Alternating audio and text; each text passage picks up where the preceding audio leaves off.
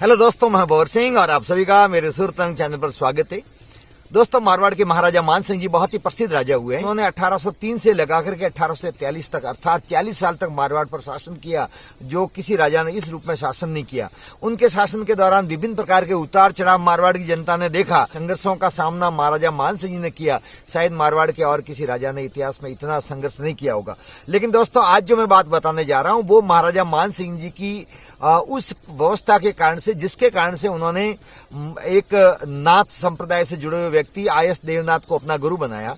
और गुरु बनाने के बाद में उनको जोधपुर लेकर के गए, मैं वो बताऊंगा, आप पूरा वीडियो देखें, बहुत ही रोचक जानकारी है। और फिर उनको गुरु बनाया और गुरु बना कर जोधपुर लेकर गए, महामंदिर की जागीर दी, वहां पर महामंदिर का निर्माण करवाया।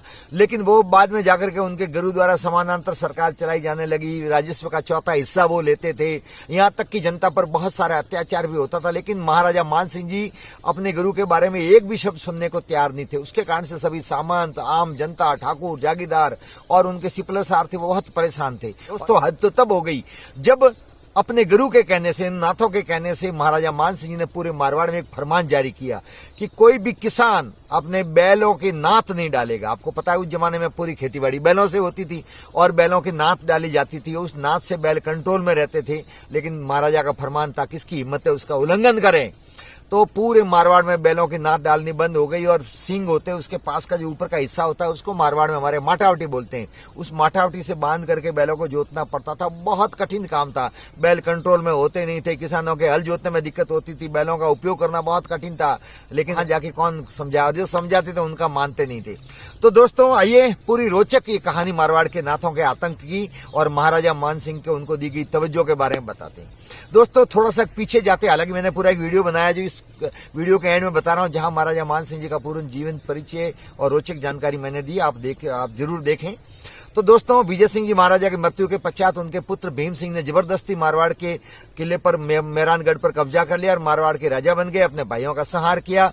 बड़ी मुश्किल से महाराजा मान सिंह जी जान बचा करके जालोर के किले में आए और किले में आने के बाद में वो यहीं पर रहने लगे। हालांकि भीम सिंह जी ने यहाँ सेना भेज करके किले की घेराबंदी कर दी और महाराजा मान सिंह जी बहुत परेशान हुए। अंतोगत्वा जालोर के किले में रसद समाप्त होने लगी तो महाराजा मान सिंह जी ने यहाँ से प्रस्थान करके गुजरात जाने का, प्राण बचाने के लिए निर्णय लिया।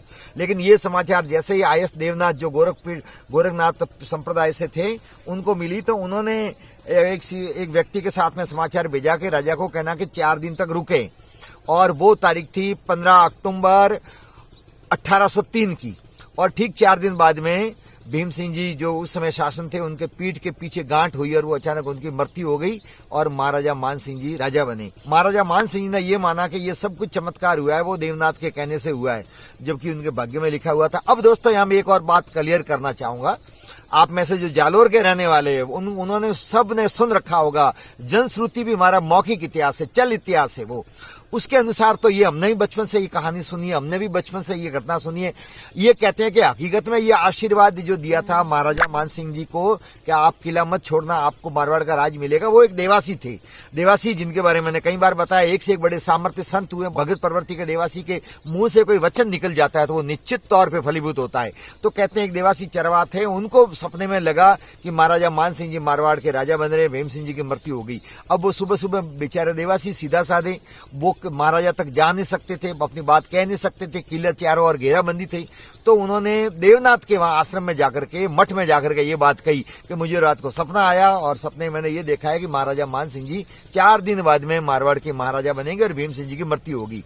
कहते हैं देवनाथ वैसे सन्यासी थे, उन्होंने देखा या तो आर या पार। उन्होंने चरवाहे की बात को अपनी तरफ से कही और संदेश भिजवाया। उसमें यह कहा कि महाराजा मान सिंह जी को कहना कि वो 4 दिन तक रुके। ये नहीं कहा कि मुझे एक चरवाहे ने ये बताया है। और वो बात सही साबित हुई और श्रेय मिला देवनाथ जी को। जी हाँ दोस्तों, देवनाथ जी को श्रेय मिला। गुरु वो बनना चाहिए था, वो चरवाहा, वो देवासी भक्त जिसका कहीं उल्लेख नहीं है। लेकिन आज भी जनता के जन जन पर ये जनश्रुति के रूप में कहावत है, लिखित में नहीं है। जो भी हुआ लेकिन श्रेय उनको मिला। जब महाराजा मान सिंह जी वहां राजा बने तब देवनाथ जी को साथ में लेके गए, उनको गुरु बनाया, महामंदिर दिया, वहां परकोटा बनाया, वहां महल बनाए, उदय मंदिर भी जागीरी में दिया। लेकिन दोस्तों, कहते हैं ना कि बहुत तवज्जो, किसी को यदि ज्यादा आस्था से ज्यादा तवज्जो मिलती है तो वो भी नुकसानदायक है। पूरे मारवाड़ का जो राजस्व प्राप्त होता था उसका चौथा हिस्सा उस महाराज को जाता था।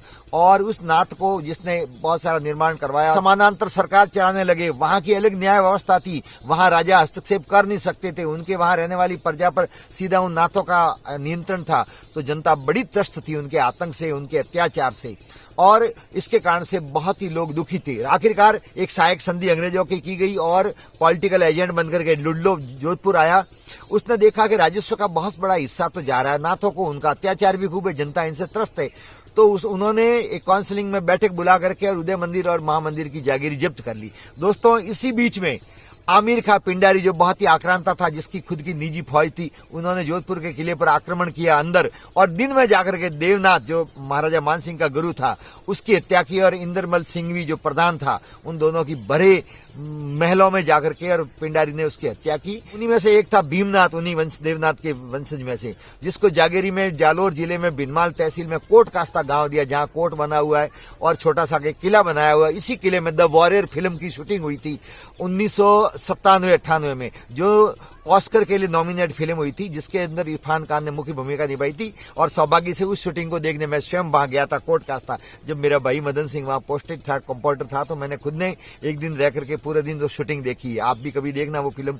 विनाश काले विपरीत बुद्धि कहते हैं ना, और अंत में अय्याशी इतनी सूझ गई पैसों के बलबूते पर कि कहते हैं कि यहाँ पर बहन बेटियों पर वो अत्याचार करने लगे। एक ऐसे ही राह से गुजर रही महिला को जबरदस्ती किले के अंदर बुलाया, उसके साथ में दुराचार करने की कोशिश की। उसने लाज बचाने के लिए कि किले की दीवार है, प्राचीर से कूद करके उसने आत्महत्या की, और उसने श्राप भी दिया। उसके श्राप के बाद में किले में उनके वंशज आगे नहीं बढ़े। दोस्तों, इस प्रकार के अत्याचार उन्होंने किए, और उसके कारण से अनीति का हमेशा नाश होता है, और बाद में उनका फिर पतन भी हुआ। फिर दोस्तों, लुड्लो ने उनके जो अत्याचारी लोग थे उनको अजमेर की जेल में भेज दिया, जिसके कारण से बाकी नाथ थे वो तितर मितर हो गए। पर इतना होने के उपरांत मान सिंह जी ने फिर भी ये स्वीकार नहीं किया कि इनके कारण से लोग परेशान हैं, और उनकी आस्था फिर भी बनी रही। अंतोगत्वा महाराजा मान सिंह जी ने किले का त्याग कर लिया, भगमा पहना, भभूति लगाई। किसके कारण से? नाथों को जेल में डाला लुड्लो ने। और वो वहां से सीधे आए, पाल गांव आए। पाल गांव से सीधे जालोर आना चाहते थे, यहाँ से गिरनार जाना चाहते थे। और जब ये जा रहे थे किला छोड़ करके, तो लुड्लो ने संदेश भेजा कि आप इच्छा से जा रहे हो, दोबारा किले में आपको प्रवेश नहीं दिया जाएगा, धौकल सिंह को हम राजा बना रहे हैं। तब महाराज, और नहीं तो आप आओगे तो आपके इच्छा अनुसार आप कहोगे उसको राजा बनाएंगे। तब मान सिंह जी वापिस आए, और उनके कथनानुसार उनकी मृत्यु के बाद में तखत सिंह जी को महाराजा बनाया। और आखिरकार 4 सितंबर 1843 को महाराजा मान सिंह जी की मंडोर में मृत्यु हुई। दोबारा वो किले में नहीं आए, वो नाथों के कारण से किला उन्होंने छोड़ा था। तो इस प्रकार से दोस्तों नाथों का भी अंत हुआ, और इस प्रकार से महाराजा मान सिंह जी ने भी जीवन लीला वहां समाप्त हो गई, और अंग्रेजों की महती भूमिका रही इनको दबाने में। महाराजा तखत सिंह जी बने तो लोगों ने उनको तुरंत समझा दिया था कि यदि आपको सही ढंग से शासन करना है, जनता में प्रसिद्धि प्राप्त करनी है, तो इन नाथों से दूर रहना। महाराजा तखत सिंह जी ने कोई उनको तवज्जो दी नहीं। आपको ये वीडियो कैसा लगा? वीडियो को लाइक करें, शेयर करें। चैनल को यदि आपने अब तक सब्सक्राइब नहीं किया है तो प्लीज चैनल को सब्सक्राइब करें, ताकि आप तक सीधा वीडियो पहुंचे। आप सबका बहुत बहुत धन्यवाद। जय हिंद।